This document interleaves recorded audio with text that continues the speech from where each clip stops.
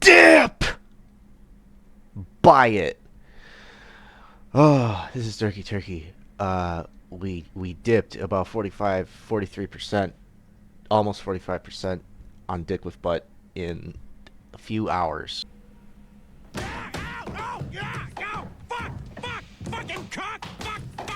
In a day.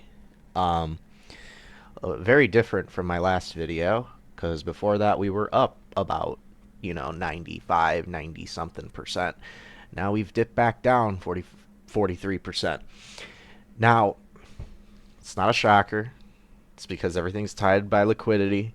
So everything went down. Why did everything go down? Well, massive pulse whale sold. And, let me zoom way into this. Jarvis, scan this guy's balls. Will do, sir. Scanning complete, sir. All right, initiate remote detonation sequence. As you wish. Okay. So, here's the down. About that. It's about like 27%. It's not as much. It's not as much as DickwifButt, because DickwifButt has less liquidity to it, so it's going to be more volatile when Pulsechain goes down.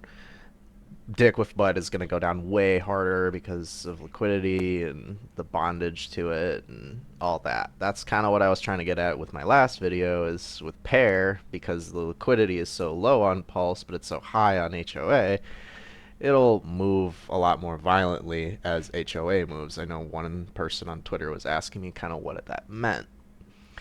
So, here's the thing.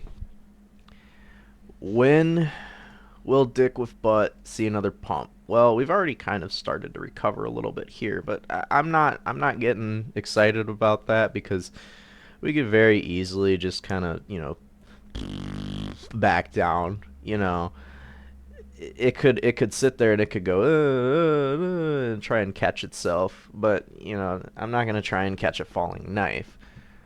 But I think that we'll see delete, whatever. I think that we'll see a pump with Pulse soon, and I wanted to show you this. Okay, this is the entire graph of Pulsechain, because if Pulsechain pumps, DickwifButt will also pump with it. It'll go up with it because it's bonded by liquidity. Now, originally, my kind of theory about Pulsechain and where I thought the price was going went kind of similar to this, because you see this a lot in crypto when you look at large time scales of a graph. Like if you're looking at like several months to possibly a year or two, you see this pattern. You see it start way up high, and it comes down like this, bottoms out, and then it comes back up, and then you kind of get a correction of all the, what Sami likes to call the soy boys, right? The soy drinkers getting out. This is a cup and handle, okay? Hey, that's just a theory. A game theory! Nice little coffee. Nice little coffee. Thing is we went a lot lower than I thought we were going to go. So, what does that mean? Where are we going from here? Well, I wanted to look at another layer one that I have experience with buying very early on, and kind of how that market played out, because I was a part of another L1 very early that was very similar to Pulsechain. It got a lot of hate in the beginning, and it didn't do very well until Bitcoin really started to take off in 2021. And I got into this L1 in 2019, and that's Polygon or Matic or Polygon.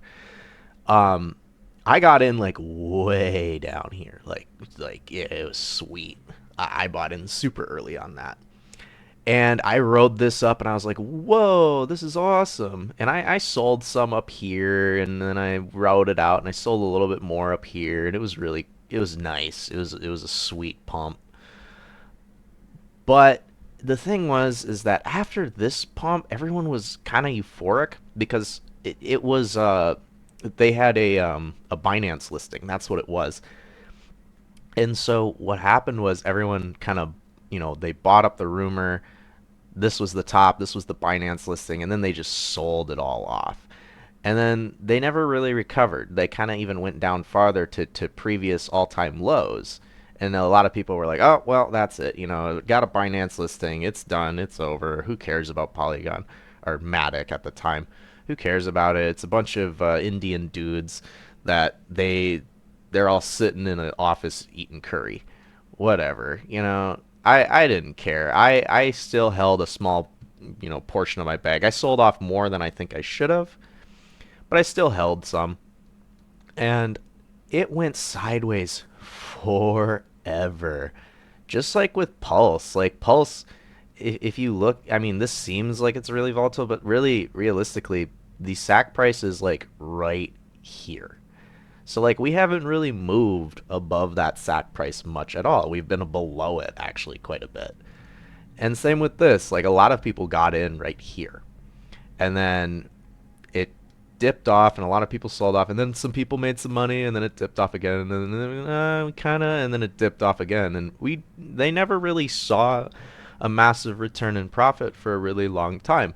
I remember because it started in 2019 and then it went all the way to 2021. These people held for 2 years onto their asset after it released. But then after Bitcoin started to take off, look at what happened. Okay? This was the 2021 bull market. It fucking exploded. So it's gonna take a while. And when is that gonna happen? I don't know. I'm not a fortune teller. I don't have a crystal ball. But here's my thought. If Bitcoin is at 69, 70, we reached $75,000 recently, and everyone's, there are people that are screaming 90K, but I don't think people really actually care enough. I think that realistically in the Bitcoin market, we're still in this disbelief phase. Because I don't think, for 69, 70K, I don't think enough people care about it. I don't think people care at all.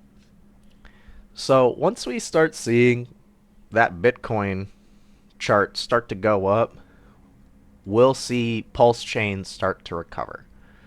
We'll see Pulsechain, we'll see even Ethereum, a lot of these other tokens go up. And then, of course, if that goes up, altcoins on DickwifButt will go up.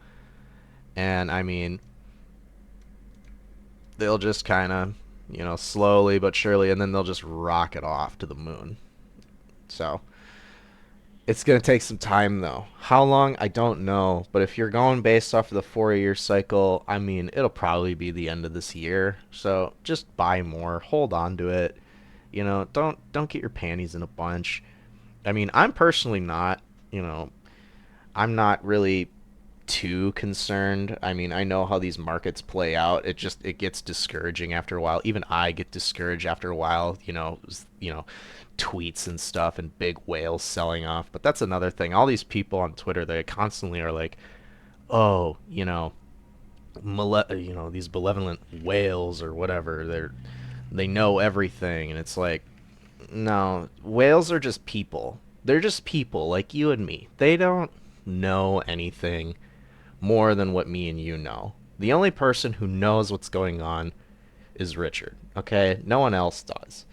These people that are like, oh, these whales, they're insiders. It's like, no, dude, these whales are people. They don't know anything beyond what we know, and they're just making decisions based on what's best for them.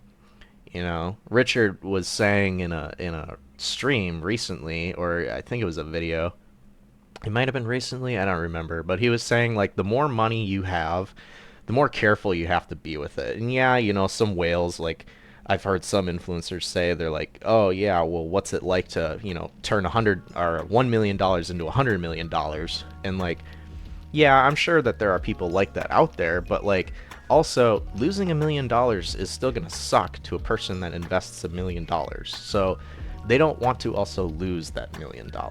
You know what I mean? So they're trying to be more careful with it. They can't risk it all because they're gambling on someone's psychology. You know what I mean? So let me know what you think. I think DickwifButt is fine. We got the Tang Gang behind us. It'll do fucking great. Like, subscribe, ring the bell, follow me on Twitter, share me on Twitter.